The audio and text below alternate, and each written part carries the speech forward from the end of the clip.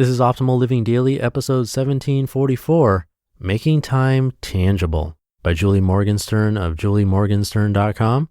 And I'm Justin Malik. Happy Saturday, it's Rosh Hashanah, Shana Tova, and welcome to one of the only podcasts in the world where blogs are narrated to you for free. That's with permission from the authors.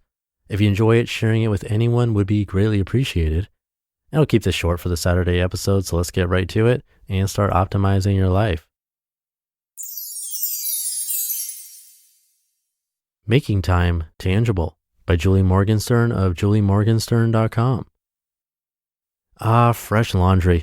Time to put all these clothes away, you think to yourself as you merrily open your closet, proud of a task well done, only to be met by an avalanche of handbags and sweaters tumbling down from the upper shelf.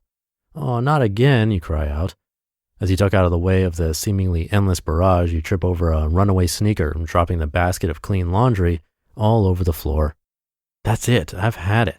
Enough is enough, you tell yourself. It's time to get real. You spend the remainder of the afternoon purging outstretched t-shirts you never wear, purses you never use, old shoes with worn heels, and outdated looks. You spend 5 straight hours digging through the mess and making bold decisions, and by the time you're done, you're happy with everything you own. Your clothes are hung up with enough space between each hanger so you can see everything clearly. Your shoes are neatly paired. Your top shelf is decidedly avalanche-proof, and you're confident that the next time you open your closet, you stand no risk of losing an eye or breaking an ankle. Finally, sweet relief.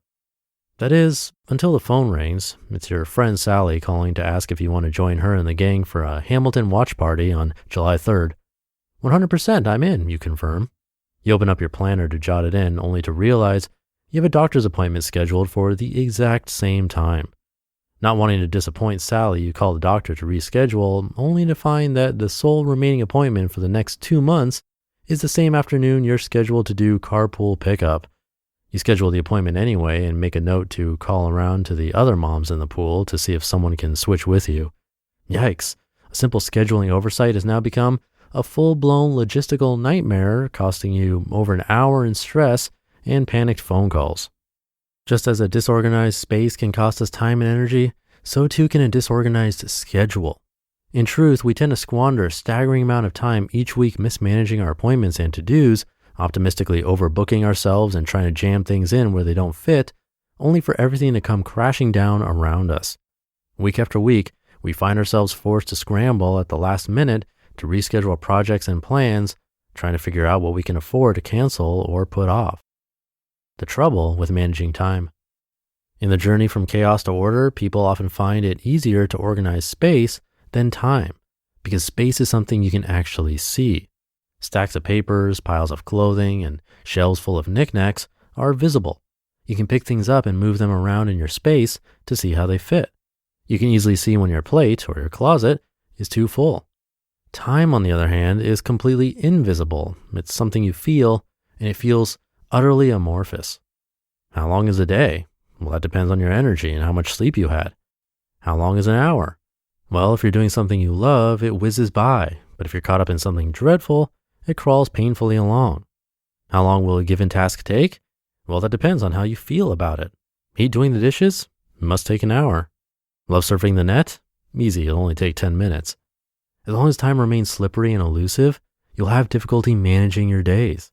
To be successful, you need to change your perception of time.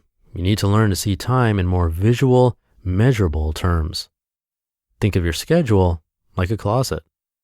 In my own journey to getting organized, my biggest breakthrough came when I realized that organizing time really is no different than organizing space.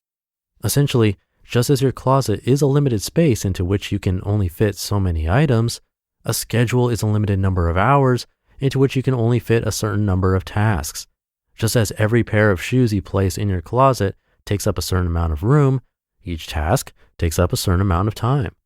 Once you learn to see time like you see space, you recognize that there are quantitative limits to the time you have available. Just as your closet has a finite capacity, each week gives us just 168 hours to get things done. When your closet is too full, you must choose to keep one pair of shoes over another. When your schedule is too full, you must choose to keep one task over another. Changing your perception of time facilitates your ability to more effectively plan and prioritize your days. When you start to see your schedule as a container, you begin to think of your to-dos differently. It's no longer about whether you like or dislike a certain task. It's about how long a task will take and the potential return on your investment.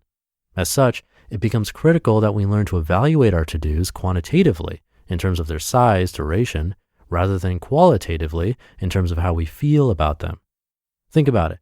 The size of your closet doesn't change based on how you feel about your wardrobe. So why should the size of your schedule and to-dos? Just as we can tell whether an item will fit into our closet by its size, learning to estimate how long a task will take is the only way to know whether we can fit it into our schedules.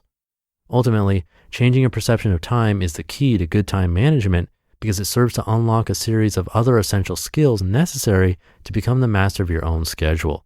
It is a pivotal, time-saving mindset shift that anyone can make, opening the doorway to time estimating, prioritization, schedule management, and more. It all starts with making time tangible.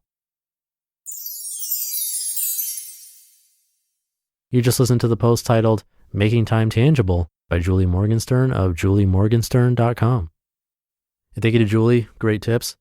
It reminded me of that principle that if you set a short amount of time to get something done, like I can only spend 30 minutes on this next task that I'm working on, then you'll tend to get it all done in that amount of time.